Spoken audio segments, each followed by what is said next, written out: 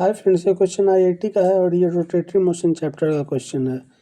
इसमें कहता है कि अगर all external forces acting on A system जो है सिस्टम ऑफ पार्टिकल, उसका रिजल्टेंट अगर जीरो होता है तो एक इनर्शियल फ्रेम से हम क्या कह सकते हैं। अलग अलग ऑप्शन है। Linear momentum system does not change with time, और भी ऑप्शन है। ठीक है ना। तो फ्रेंड्स, इनर्शियल फ्रेम वो फ्रेम होता है जहाँ न्यूटन लॉ ऑफ मोशन जो है वो ट्रू होल्ड करता है। ठीक है ना। तो यहाँ कह रहा है कि resultant of all external forces acting on A system is zero, मतलब सिग्मा एफ एक्सटर्नल बराबर है जीरो। ठीक है ना।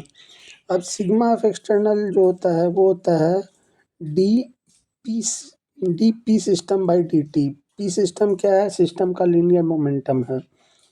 तो सिग्मा ऑफ एक्सटर्नल जीरो है तो D P system by D T बराबर जीरो होगा। इसका मतलब पी जो होगा सिस्टम का वो कांस्टेंट होगा। पी सिस्टम का मतलब लीनियर मोमेंटम सिस्टम का कांस्टेंट होगा। ठीक है ना।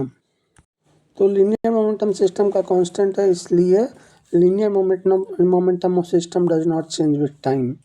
ठीक है ना। तो मतलब हमारा ऑप्शन ए जो है वो करेक्ट आंसर होगा। ठीक है। अब आगे दिया हुआ है कि due to internal forces acting on system, system पे जो इंटरनल फोर्स एक्ट कर रहा है उसके कारण काइनेटिक एनर्जी और पोटेंशियल एनर्जी जो है सिस्टम का वो चेंज कर सकता है टाइम के साथ। ठीक है ना। मतलब काइनेटिक एनर्जी और पोटेंशियल एनर्जी सिस्टम का चेंज कर सकता है टाइम के साथ, मतलब बी जो है वो रॉन्ग होगा और डी भी रॉन्ग होगा। ठीक है। अब फ्रेंड्स आगे बोलता है कि जीरो एक्सटर्नल फोर्स जो है वो एक टॉर्क क्रिएट कर सकता है, ऐसा नहीं है कि नहीं करेगा। तो इसलिए जो टॉर्क क्रिएटेड होगा वो एंगुलर मोमेंटम सिस्टम का चेंज करेगा टाइम के साथ। ठीक है ना। इसका मतलब हमारा ऑप्शन सी भी गलत है। ठीक है। तो यहाँ हमारा आंसर हो जाएगा ऑप्शन ए। ठीक है ना।